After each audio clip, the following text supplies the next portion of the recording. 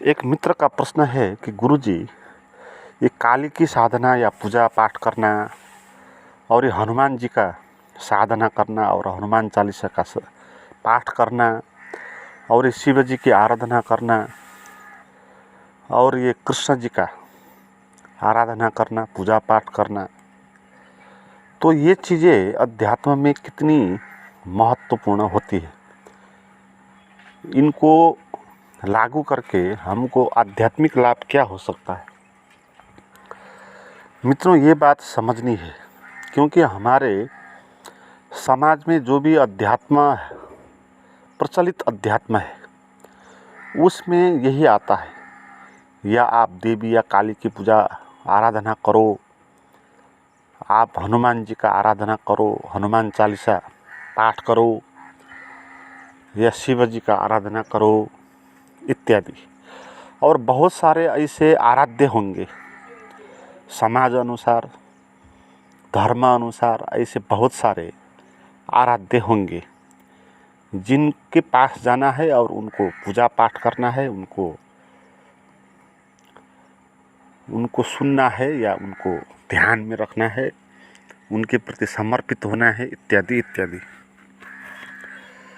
तो ऐसा करना ये अध्यात्म में कितना लाभदायक हो सकता है या कितने इसमें सत्य हो सकता है, इसके बारे में हम चर्चा करेंगे। तो इसमें सीधी बात यह है कि देवी काली हो गई या हनुमान जी हो गए या शिव जी हो गए या कोई शनि का पूजा पाठ करते हैं, तो ऐसे बहुत सारे देवी देवताएं, भूत प्रेत भी आ जाएंगे इसमें। तो लोग इनका जो पूजा पाठ करते हैं ना, इसका अध्यात्म से कोई भी संबंध नहीं है। ये सब बच्चों का खेल है, इसको समझना चाहिए। साक्षी का चिंतन, साक्षी की साधना, साक्षी की समझ, वो सबसे श्रेष्ठ बात है अध्यात्म में। उससे नीचे और जो कुछ भी हो वो सब बच्चों का खेल है। ये जो परंपरा में आए हैं बहुत सारे आराध्य, ये कैसे पैदा हुई इसको समझना चाहिए। लोग सीधे ही साक्षी की बात समझ नहीं पाते। लोग को सीधे ही आप बोलो कि तेरे भीतर ही भगवान है, परमात्मा है, तो इस बात को वो न स्वीकार कर पाते, न उसका अनुभव कर पाते। उतनी प्रज्ञा तो उनके पास है नहीं कि वो समझ पाए कि उसी के भीतर परमात्मा है। तो फिर बाहर और कोई काली देवी या कोई हनुमान व शिवजी इत्यादि की स्थापना करके उनका पूजा पाठ और रिचुअल कर्म कांड का कोई भी प्रयोजन है नहीं। तो ये बात लोग समझ नहीं पाते। तो जो लोग समझ नहीं पाते और जिनके भीतर ये विश्वास है, परंपरा प्रति जिनके भीतर विश्वास है, उन लोगों के लिए ये चीज़ बनाई गई। ठीक है भाई, तुम अभी अपने भीतर का परमात्मा का अनुभव कर नहीं सकते, उतनी प्रज्ञा तुम्हारे पास है नहीं, और तुम नास्तिक होकर भी रह नहीं सकते। तो ठीक है, तुम बाहर कल्पना कर लो, स्थापना कर दो कहीं किसी देवी या देव का, और उसको तुम पूजा करना शुरू कर दो। तो ये जो बात है, ये बहुत प्रज्ञा नहीं होने वाले आदमी या जो अभी अभी अध्यात्म के रास्ते पर चलना चाहता है, तो उनको ये सिखाने के लिए ये नर्सरी क्लास है। जैसे नर्सरी क्लास होती है ना, नर्सरी क्लास में क्या पढ़ाई होता है आप देखें। नर्सरी क्लास में ABCD अ आ इ ई क ख ग घ ऐसे लेटर, ये वर्ण पढ़ाई होते हैं। क्योंकि जब वर्ण आपको समझ में आ जाएगा तो वो वर्ण और वर्ण मिलके फिर शब्द का निर्माण करेगा, फिर शब्द आपको समझ आएगा, फिर शब्द और शब्द को जोड़ के वाक्य बनेगा, सेंटेंस, तो सेंटेंस आपको समझ आएगा, आप लिख पाओगे। तो इसीलिए सेंटेंस लिखना हो, पैराग्राफ लिखना हो तो पहले आपको लेटर सीखना चाहिए, और लेटर से क्या क्या बनता है। और जैसे नर्सरी क्लास में होता है कि A for apple, B for ball, C for cat, D for dog, तो ये जो बात है ए फॉर एप्पल, ये बात झूठ है, क्योंकि ए से एप्पल ही नहीं होगा, एक से सयों हजारों शब्द बनेगा, मगर अभी उसकी क्षमता है नहीं कि वो ए से हजारों शब्द का निर्माण कर सके। तो इसलिए पहले वो कोई एक शब्द का निर्माण करेगा, एप्पल का, तो ए से एप्पल बनता है। तो ये बात पहले उसके दिमाग में घुसेगा, तो बाद में फिर ए से और शब्द भी बनता है, ऐसे ही ये बात उसके समझ में आएगी। और जब ए से बहुत सारी चीज़ बनती है, बहुत शब्द बनते हैं, ये बात समझ में आएगी, तो फिर ये नर्सरी में जो हमने पढ़ा था A for apple, B for ball, ये झूठ हो जाएगा, है ना? ये झूठ है ना, A for apple, B for ball, ये झूठ है। झूठ होकर भी इसको अप्लाई करना पड़ता है, क्योंकि प्रारंभ में ए को समझने के लिए ये कारगर है, क्योंकि अभी उसके पास क्षमता है नहीं कि ए से हजारों शब्द बन सकते, तो पहले वो एक शब्द बनना सीख ले। तो ऐसे ही अध्यात्म में हमारे भीतर ही परमात्मा होता है और सभी जगह परमात्मा होता है। ए से सभी शब्द बनते हैं, ऐसे ही परमात्मा सभी जगह है, हमारे भीतर भी है। तो ये बात शुरू में समझ में नहीं आएगी, तो इसलिए परमात्मा को समझने के लिए पहले किसी एक चीज़ पर आरोपण करना होगा, कोई एक मूर्ति बनाना होगा कि आपको ये परमात्मा है। ऐसे एक काल्पनिक व्याख्या करनी होगी कि माँ दुर्गा होती है, काली होती है, या हनुमान जी होते हैं, या शनिदेव होते हैं, या शिवजी होते हैं, तो ऐसे उनकी मूर्ति बनाएंगे। तो निराकार है परमात्मा, आकार है नहीं। मगर नर्सरी में निराकार को जानने से पहले वो आकार देना होगा। जैसे ए निराकार है, मगर जब आपने ए से एप्पल सिखा दिया तो आपने उसको आकार बना दिया, तो आकार से निराकार की यात्रा होगी। तो पहले आकार से शुरुआत कर ले। तो इसीलिए हमारे हिंदू धर्म व और धर्म में भी ऐसी व्यवस्था है जहाँ आपको परमात्मा किसी रूप में, किसी मूर्ति में स्थापना की जाती और उसका पूजा पाठ करने की परंपरा होती, और लोग उसकी पूजा पाठ करते हैं। और इससे क्या हो जाता कि उनको परमात्मा पर थोड़ा विश्वास आता, थोड़ा श्रद्धा आ जाता। मगर ये नर्सरी क्लास है, इससे आगे बहुत सारी क्लासें हैं। क्लास 1 आएगा, 2 आएगा, 3 आएगा, ऐसे बैचलर डिग्री आएगा, पोस्ट ग्रेजुएट आएगा और पीएचडी तक होगा। तो ये साक्षी की जो समझ है ये पीएचडी की बात है। तो अगर आप साक्षी को समझने में लगे हो तो आप सबसे ऊंचे क्लास में हो। मगर आप साक्षी की बात करते हो, सुनते हो, फिर भी आपको इन चीज़ों पर विश्वास है। काली पर आपका विश्वास है, आपका विश्वास है कि नवरात्रि पर दुर्गा माँ का आराधना करना, उपासना करना, उनका पूजा पाठ करना ये लाभप्रद होता है, तो उस पर आपका विश्वास हो। या हनुमान चालीसा का पाठ करने के कारण आपको कुछ हासिल होगा, लाभ होगा, ये आपके प्रति विश्वास हो, तो आप अभी नर्सरी क्लास में ही हो, हैं? आप नर्सरी क्लास में ही हो। तो जो साक्षी की बात को समझेगा वो कैसे इन चीज़ों पर विश्वास कर सकता है? कर नहीं सकता। ये तो ऐसी बात होगी कि जो पीएचडी पढ़ रहा है वो फिर से A for apple, B for ball, उस पर विश्वास हो रहा है उसका, उसको फिर से पढ़ रहा है।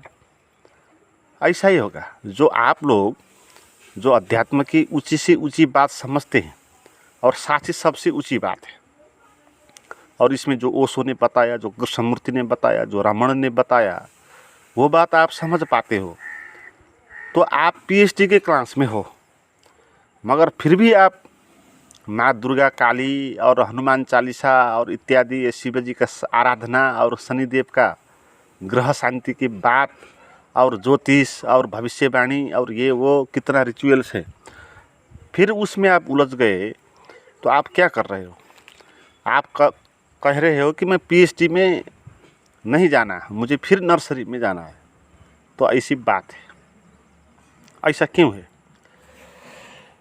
ये जो भी देवी काली या महादेव, शिव, पार्वती, शनि है ना, ये जो भी होंगे ना, ये आराध्य जो लोगों ने बनाया, राम हो गए, तो इसमें क्या है मूलभूत बात कि ये सभी में परमात्मा को बाहर रखा गया है ना, परमात्मा को बाहर रखा गया और आपसे अलग किया गया। आप समझे इस बात को? आपको किसी ने बोला कि दुर्गा माता की पूजा करनी है, दुर्गा माता वो परमात्मा है, वो देवी है, तो क्या आपको कहा गया कि आप नहीं हो? पहली बात, दुर्गा माता है ना, वो कुछ मूर्ति वाली, कुछ चित्र वाली, कहीं पर हमने प्राण प्रतिष्ठा किया उसको, तो उस पे परमात्मा है। तो इसका अर्थ क्या है? आप पर नहीं है। तो मूलभूत झूठ तो ये हो गया कि इसमें आपके भीतर का परमात्मा को स्वीकारा नहीं गया है ना, परमात्मा को बाहर रखा दिया। और दूसरी बात, परमात्मा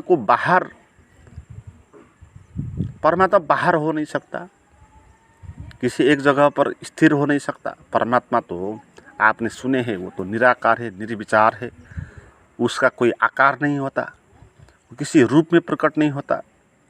मगर आपने किसी रूप को भगवान मान लिया। तो ये प्रारंभ में समझने के लिए ABCD की तरह ठीक है, नर्सरी क्लास के लिए ठीक है, मगर आपने अध्यात्म की ऊंची से ऊंची बात सुन ली, आपने उपनिषदों का भी अध्ययन किया, गीता का भी अनुसंधान किया, फिर भी आप इन बातों पे पड़े हो, तो आप मूर्ख हो। मैं ऐसे सारे बहुत लोगों को देखता हूँ, जानता हूँ, जो गीता का अध्ययन करते हैं, उपनिषदों का अध्ययन करते हैं, फिर भी जब ये रिचुअल कर्मकांड की बात आ जाती है, वो एकदम से उन पर विश्वास कर देते है। जैसे कोई आ गया, जैसे ये नवरात्रि की आ गई, तो यही लोग वो नवरात्रि की उपासना करेंगे। और शिवरात्रि आ गई तो यही लोग शिव जी का मूर्ति स्थापना करके उसका पूजा पाठ कर लेंगे। तो ये रिचुअल कर्मकांड में पड़ जाएंगे फिर। तो ये तो फिर नीचे गिरना हो गया ना, PhD क्लास से एकदम से फिर नर्सरी क्लास में आना हो गया है ना। तो ये सब बच्चों का खेल है। बच्चों को सिखाने के लिए जैसे ABCD निर्मित हो जाते हैं, A for Apple, B for ball, तो ऐसे ही परमात्मा फॉर काली, परमात्मा फॉर शिव, परमात्मा फॉर हनुमान, तो ऐसे सिखाई जाते हैं। बाद में जब आपको पता चलेगा कि परमात्मा का कोई नाम नहीं हो सकता, क्योंकि सभी नाम परमात्मा का है ना। ये हनुमान, देवी, काली, शिव, राम, कृष्ण, ये कितने हुए? 5-6 नाम हुए। तो ऐसे 5 लाख 5 करोड़ नाम जो है वो सभी नाम परमात्मा का है, क्योंकि परमात्मा से सभी कुछ बनता है। जैसे ए से बहुत शब्द बनते हैं, हजारों शब्द बनते हैं, तो फिर एप्पल ही नहीं होगा। तो ऐसे ही सभी नाम परमात्मा के होंगे, तो परमात्मा कोई एक शिव नहीं होगा या राम नहीं होगा।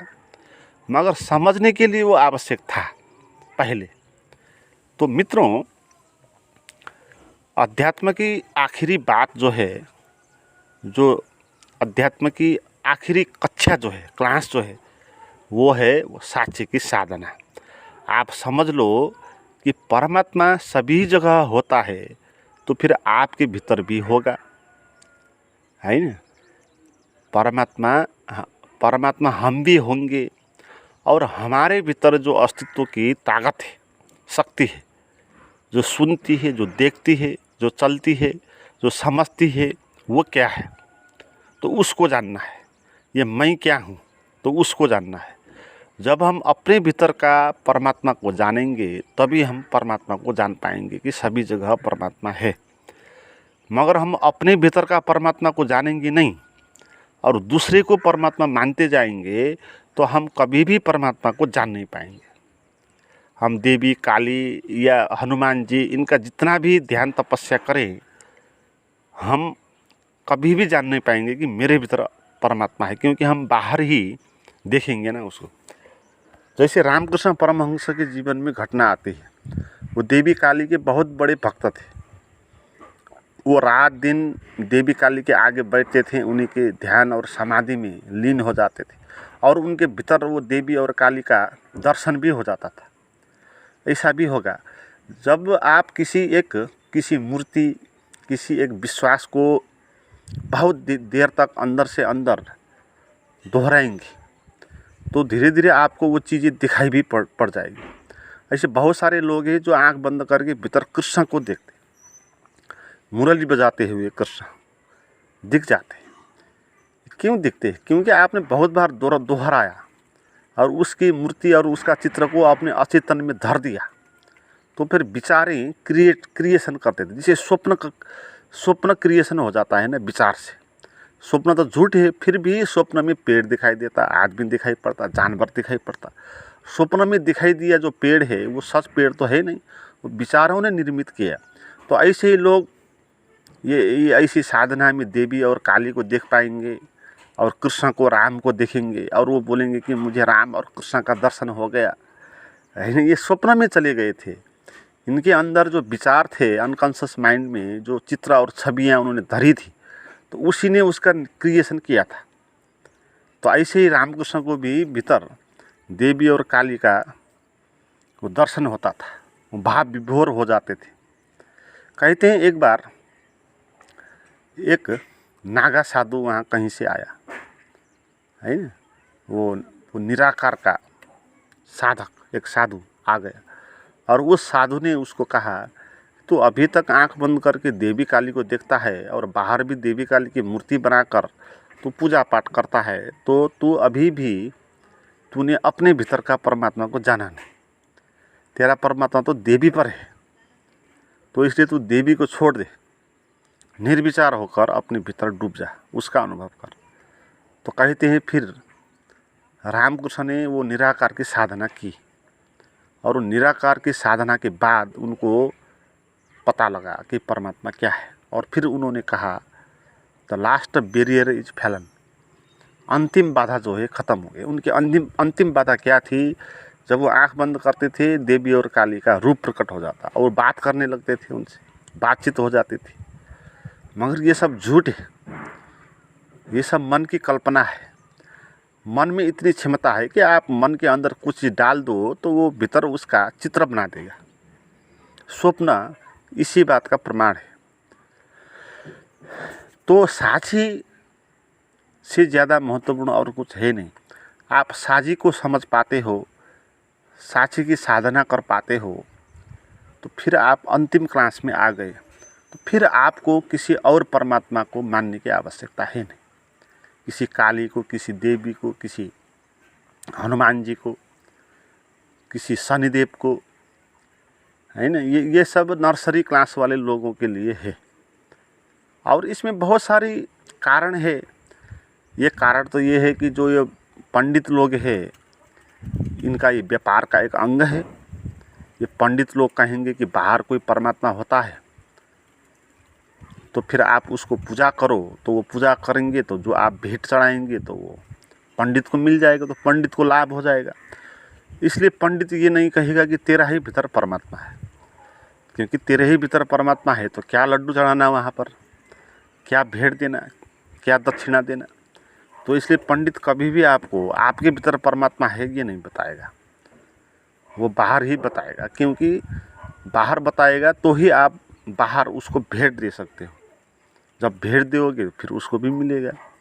तो बहुत सारे कारण हैं ऐसे रिचुअल्स कर्मकांड के। फिर भी जो प्रारंभ में ऐसी व्यवस्था हुई थी, ये ऋषि मुनियों ने ही की थी, आम लोगों के ध्यान में रखते हुए। क्योंकि अभी लोग साक्षी की बात समझ नहीं पाते।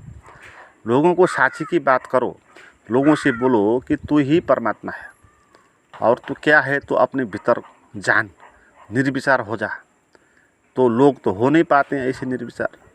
उनको तो ये पीएचडी की बात हो गई ना, ये नर्सरी वाले लोग तो समझ ही नहीं पाएंगे ये क्या कह रहे हैं, है ना। तो फिर इसीलिए उन लोगों को ये व्यवस्था कर दी कि भाई तू अपने क्लास के हिसाब से तू देवी देवता का पूजा पाठ कर ले। तो इसलिए पूजा पाठ करने का रिचुअल से भी असंमित है। बहुत सारे देवी देवता होते हैं, लोग जहाँ रहते हैं जिस गांव में, उस गांव में भी कोई न कोई उसका कुल देवता होता है, कुल का देवता होगा। ऐसे क्षेत्र देवता का निर्माण किया गया, ऐसे देश का एक देवता का निर्माण हो गया, ऐसे जाति का देवता का निर्माण हो गया, है ना। ऐसे धर्म का देवता निर्माण हो गए। तो लोग साल में 8-10 बार विभिन्न पर्व और ये त्यौहार पर तो विभिन्न देवी देवता और देवी काली, तो इनका पूजा पाठ करते हैं। वो भी दिखावटी, वो रिचुअल से, वो कुछ उसमें अर्थ है नहीं।